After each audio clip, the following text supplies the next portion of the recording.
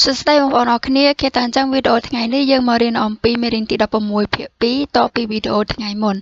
ចាអញ្ចឹងនៅក្នុងវីដេអូថ្ងៃនេះគឺយើងនឹងរៀនអំពីពាក្យទី2 OVE មុនបបធុងសានិនកតចាហើយនឹងធិតគីការស្ដាប់អ៊ីគីការអានអូខេតឥឡូវយើងមើលពាក្យរបស់យើងចាពាក្យរបស់យើងគឺតាក់ទងជាមួយនឹងជំងឺផ្ដាសាយចាយើងមើលប្រយោគគេថា 감기에 걸렸어요ចា감기ផ្ដាសាយ 걸렸어요 បានឆ្លងអញ្ចឹងបានឆ្លងជំងឺផ្ដាសាយ 어떻게 해요 តើធ្វើដូចម្ដេចដែរឬក៏តើត្រូវធ្វើបែបណាដែរចាអញ្ចឹងយើងមើលពាក្យខាងកណ្ដាលរបស់គេនេះយើងមើលពាក្យកណ្ដាលមុនបងប្អូនអរគ្នាគឺ 감기에 걸리다 ចាឈឺផ្ដាសាយឬក៏ឆ្លងផ្ដាសាយនឹងចាអញ្ចឹងយើងមើលតើយើងត្រូវធ្វើដូចម្ដេចចាគឺមានអីគេពាក្យទី1 물을 많이 마시다 ចាបានន័យថាផឹកទឹកឲ្យបានច្រើនសេងកាំងឆាឬម៉ាស៊ីដាចាផឹកតែខ្ញីសេងកាំងឆាបងប្អូនសេងកាំងបានន័យថាខ្ញីដល់ពេលឆាតែសេងកាំងឆាតែខ្ញីចាផឹកតែខ្ញីបន្ទាប់មកខាងក្រោមគឺវីតាមីន C ឬម៉ុកតាញ៉ាំថ្នាំវីតាមីនចាហើយនឹងភោគស៊ីដាសម្រាប់ឲ្យបានច្រើនយ៉ាគឹលម៉ុកតាញ៉ាំថ្នាំពីវ៉នណេខាដាទៅមន្ទីរពេទ្យចាអញ្ចឹងបងប្អូនអរគ្នាពេលដែលផ្ដាសាយគឺអាចអនុវត្តតាមរបៀបនេះបានចាគឺយើងត្រូវញ៉ាំទឹកបានច្រើនចាអាចញ៉ាំតែខ្ញីហូបឲ្យថ្នាំឬក៏ប្រភេទជាវីតាមីន C របស់ជូរចាហើយយើងសម្រាប់បានគ្រប់គ្រាន់ញ៉ាំថ្នាំទៅពេទ្យតបមកយើងមើលខាងក្រោមគេថា여러분이 감기에 걸렸어요. 어떻게 해요? 이야기해보세요. ចាអ្នកទាំងអស់គ្នាឈឺជំងឺផ្ដាសាយតើត្រូវធ្វើបែបណាដែរសូមសាកល្បងនិយាយចាអញ្ចឹងខាងក្រោមនេះគេថា 저는 감기에 걸려서 약을 먹었어요. ចាខ្ញុំដោយសារតែឆ្លងជំងឺផ្ដាសាយគឺបានញ៉ាំថ្នាំបន្ទាប់មកយើងមើល slide បន្ទាប់របស់យើងគឺចាធុងសានិនកតធុងសាចាធុងបានន័យថាកិរិយាសព្ទ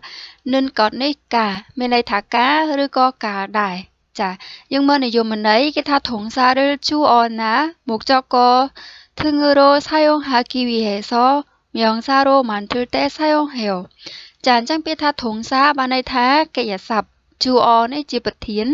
ណាឬក៏មកចកកម្មបទចា등으로លៈនឹងលៈ사용하기 위해서ដើម្បីប្រើប្រាស់មៀងសារោជានាមមិនធ្វើទេនៅពេលដែលធ្វើឬក៏នៅពេលដែលបង្កើត사용해요ប្រើប្រាស់ចាអញ្ចឹងក្នុងន័យនេះគឺគេចង់បានន័យថាយើងប្រើប្រាស់ទម្រង់និនកតនឹងជាមួយនឹងកិរិយាសព្ទគឺដើម្បីធ្វើឲ្យកិរិយាសព្ទទៅជានាមចាធ្វើកិរិយាសព្ទឲ្យទៅជានាមដើម្បីយើងអាចប្រើកិរិយាសព្ទនោះទៅជានាមប្រធានឬក៏ជាកម្មបទអញ្ចឹងបើសិនបើយើងចង់ឲ្យនាមមួយទៅ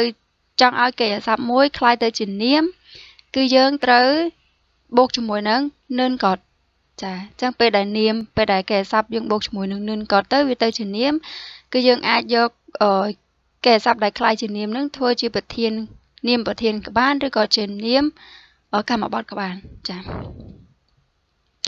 អញ្ចឹងនៅក្នុងនេះយើងមើលទាំងអស់គ្នាឧទាហរណ៍របស់គេថា 저는 책을 좋아해요 ចាខ្ញុំចូលចិត្តសៀវភៅ자, 저는 산책하는 것을 좋아해요. ខ្ញុំចូលចិត្តការដើរកម្សាន្ត 저는 책을 읽는 것을 좋아해요. ខ្ញុំចូលចិត្តអានសៀវភៅការអានសៀវភៅចាឥឡូវយើងមើលនៅក្នុងពាក្យឧទាហរណ៍របស់យើងចានិនកតឡើយនេះគឺគេមានពាក្យថាមកតាស៊ីតាញ៉ាំស៊ីតាលៀងខាដាទៅស៊ីដាសម្រាប់ចាអញ្ចឹងនៅក្នុងទម្រង់និនកតរបស់យើងនេះគ្រប់កិរិយាសព្ទទាំងអស់យើងគ្រាន់តែលុបដាចោលយើងបូកជាមួយនឹងនិនកតចាទោះបីមានជើងឬអត់ជើងក៏ដោយយើងបូកជាមួយនឹងនិនកតចាហើយបន្ទាប់មកទៀតយើងមើលឧទាហរណ៍របស់យើងគេថា자, 선생님, 오늘 배가 아파서 학교에 못 가요. 약을 먹었지만 계속 아파요. 자, អ្នកគ្រូថ្ងៃនេះដោយសារតែខ្ញុំឈឺពោះខ្ញុំអត់អាចទៅសាលារៀនបានទេខ្ញុំបានញ៉ាំថ្នាំហើយក៏ប៉ុន្តែវានៅតែឈឺរហូតចាអញ្ចឹងអ្នកគ្រូក៏ថា 그래요? អញ្ចឹង그러면 빨리 병원에 가는 것이 좋아요. បើអញ្ចឹងការទៅមន្ទីរពេទ្យឲ្យលឿននឹងជាការល្អ ចាអញ្ចឹងកន្លែងនេះCanon ក៏ជាចាកន្លែងនេះពាក្យមកពីខាដាយើងបូកជាមួយទម្រង់វេយ្យាករណ៍របស់យើងនឹងក៏ទៅជាការទៅអញ្ចឹងកន្លែងបើយើងខាដាបានន័យថាទៅជាកិរិយាសព្ទពេលយើងបូកជាមួយនឹង Canon ក៏ពាក្យនឹងឡើងជាកិរិយាសព្ទឲ្យវាទៅជានាមវិញបានន័យថាការទៅចាអញ្ចឹងកន្លែងនេះគឺដើរតួជានាមការទៅមន្ទីរពេទ្យឲ្យលឿនគឺជាការល្អគឺល្អ자, 예문បន្ទាប់ 잠시 드시오 노래방에 안 가요? 잠시 드 어떤 가라오케 때요? 네, 저는 노래 부르는 것을 안 좋아해요. 자, 네, 노래 부르다. bạn ấy tha chiêng chùm riêng á, chỉ kẻ sập. Chẳng đập bây dân bốc chùm một nâng nâng có bạn ấy tha cá chiêng chùm riêng. Chà, nhóm mình cho chất cá chiêng chùm riêng tê.ចាអញ្ចឹងវាកន្លែងនេះ Nore Purunen ក៏កន្លែងនេះដើរតួជានាមកម្មបត្តិវិញបងប្អូនអរគ្នាចាដើរតួជានាមកម្មបត្តិរបស់កិរិយាសព្ទ Chua Heo ចាបានន័យថាខ្ញុំមិនចូលចិត្តការច្រៀងចម្រៀងទេចាខាងក្រោម Chal Mongnen Koshi Konkange Choayo ការដែលញ៉ាំឲ្យបានល្អកន្លែង Chal Mongnen នឹងមិនយើងបកាយញ៉ាំច្រើនណាបងប្អូនអរគ្នាបានន័យថាយើងញ៉ាំឲ្យបានល្អឬក៏ញ៉ាំត្រឹមត្រូវលក្ខណៈថាយើងញ៉ាំទៀងពេលឬក៏ញ៉ាំរបស់ដែលមានប្រយោជន៍ដល់សុខភាពអីអញ្ចឹងណាចាអាហ្នឹងគេហៅថាឆាល់ម៉ងនិនក៏ចាការដែលញ៉ាំត្រឹមត្រូវគឺល្អដល់សុខភាពចាអញ្ចឹងនៅក្នុងទម្រង់និនក៏នេះកិរិយាសព្ទក៏មានការប្រែប្រួលដែរបងប្អូនគឺរីអ៊ឺលហើយនេះខ្ញុំបានដាក់សរសេរចូល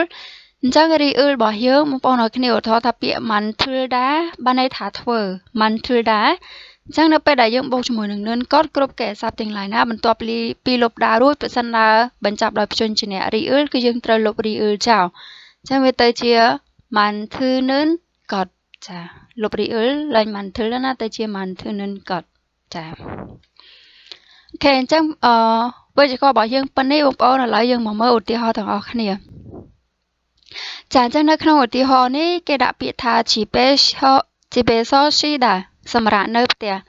ចា 집에서 푹 쉬는 것이 좋아요